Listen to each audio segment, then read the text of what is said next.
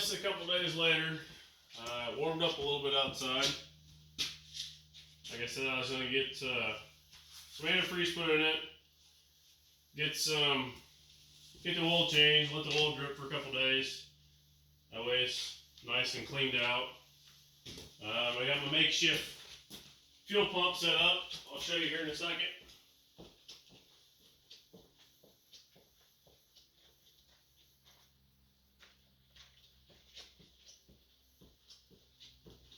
I just went and bought some cheap oil at Walmart because I'm not going to run for very long. I'm going to change it back out. Go through, reseal the engine, make sure it's all up to snuff. So I don't want to spend a whole bunch of money on oil when it's just going to get drained back out.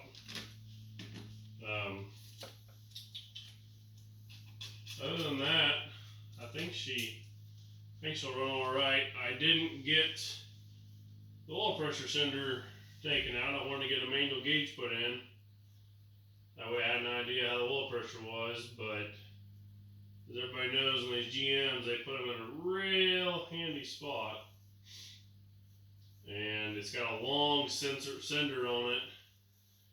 And it was going to take me hours to try to get it out. So I'm not going to run it that long.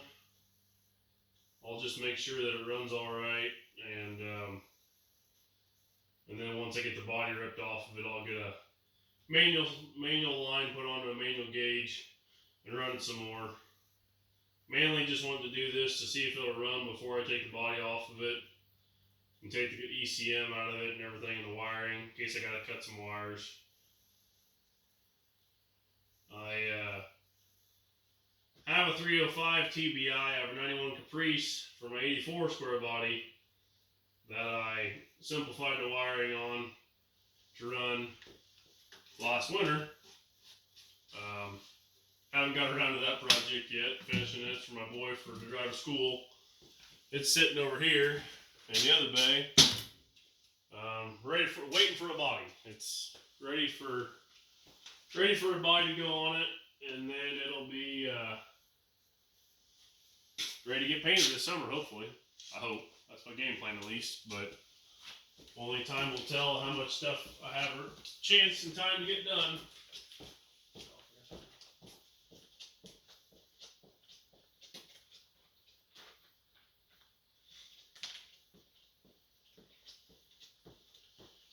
I didn't realize when I bought that cheap bottle of oil at Walmart that it was only a gallon. It wasn't 5 quarts. So to use a little bit else what I got laying around here.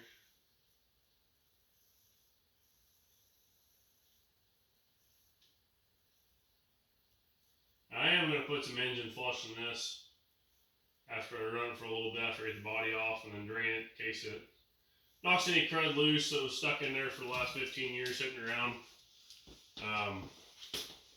I'm sure it's got some buildup in places from sitting idle for that long and not running. So I don't want just, flailing around the engine a whole bunch. But this will work temporarily for now.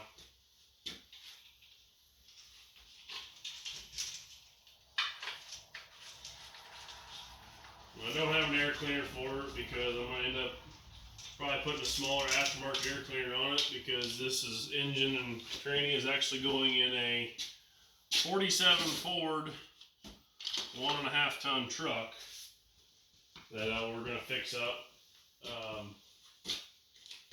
It might actually go on this chassis if everything works out right measurements wise.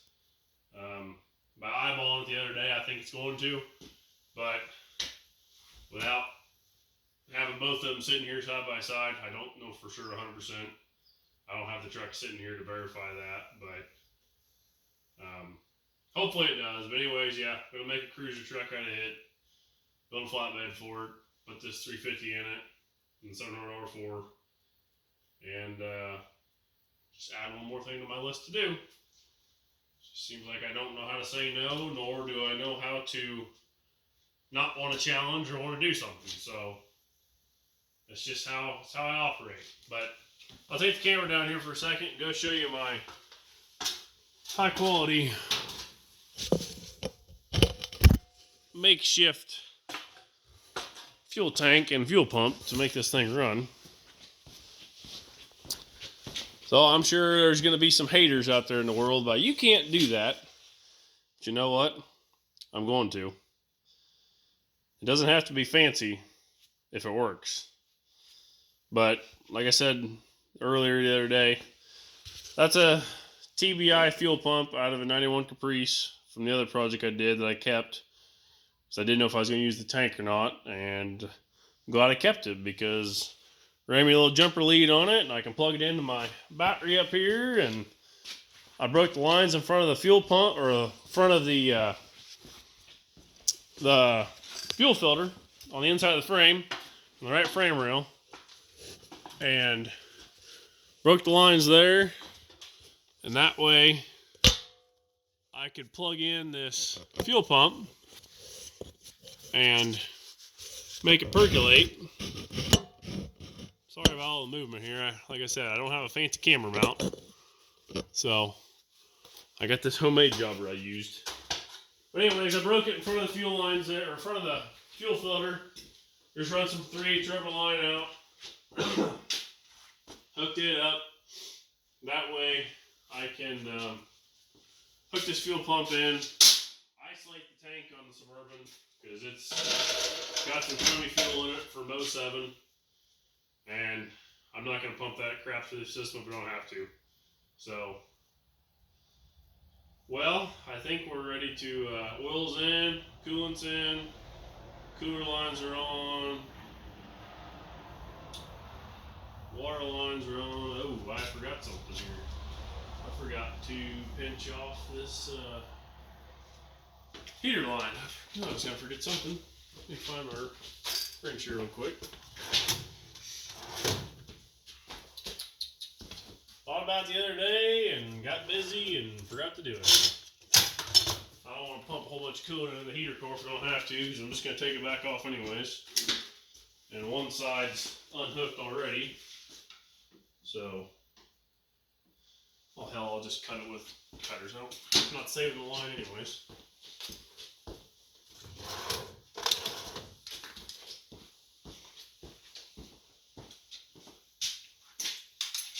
My vice grip's halfway ready for, about ready there.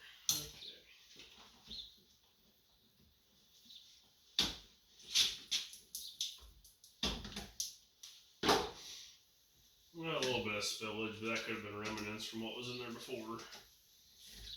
It had a decent amount of coolant in it when I looked at it before I bought it, before the guy tore it apart, so that's a good sign. I had coolant in it after 15 years of sitting around. Could have been the opposite and not had any at all in it. You've been taking that guess whether you are buying an engine that's going to have a hole in it, or a freeze plug out, or whatever, without really crawling underneath of it and looking at it. You just don't know. But where it still had green coolant in it, I'm going to say we're probably pretty safe. And I did jack up the rear end because I want to run the transmission through the gears. I'm not going to do that in the video. Just because it takes up a lot of memory. Makes it for a long video. I don't mind watching the long videos of showing exactly every step, come and find a pasture find vehicle and making it run, but where I've got mine in the shop already, I don't want to bore viewers. I want to bypass some of those things to make it that way it doesn't seem like it's a long, boring video. So, I think without further ado, sure my coil wire is hooked up. Yep. It's ready to go to the jumper lead. Hook my battery up and hook my fuel pump up, and then I think we'll be ready to go. Ready to make some noise and see if it'll run for longer than a second like it did the other day. And there's that annoying buzzer that my son just loves to hear. But he's not out here today, so you don't have to listen to it as much.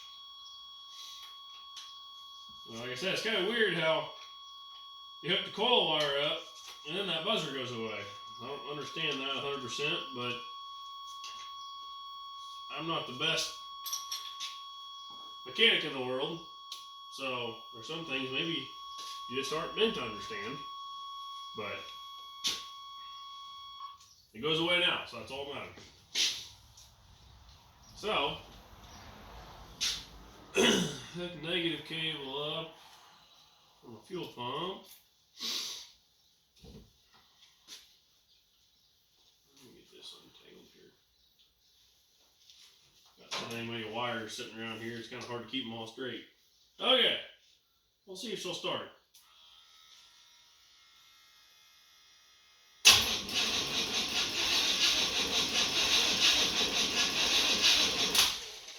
Okay, I think I need to hook my battery charger up. I should have charged my battery earlier today and I forgot about it.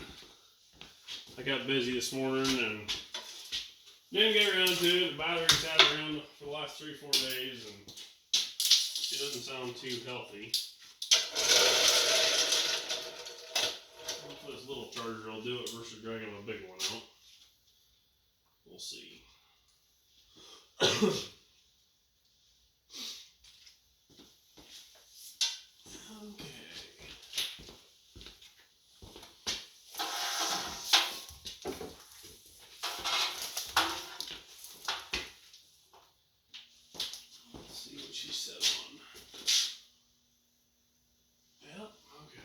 Run that fuel pump a little bit, see if it'll prime the system.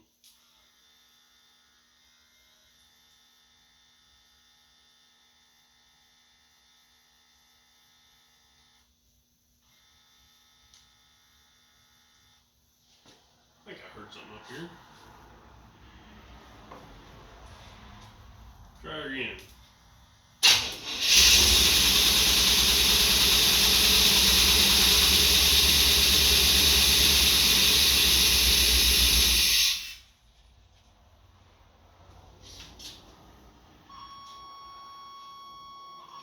Okay. Well, I got a little bit of a fuel leak on my old lines. Son of a buck. Okay, well, we're going to have to unhook and work on this here a little bit. When I bent those lines a little bit, they're kind of rusty and they must have cracked. I don't feel like starting a fire today.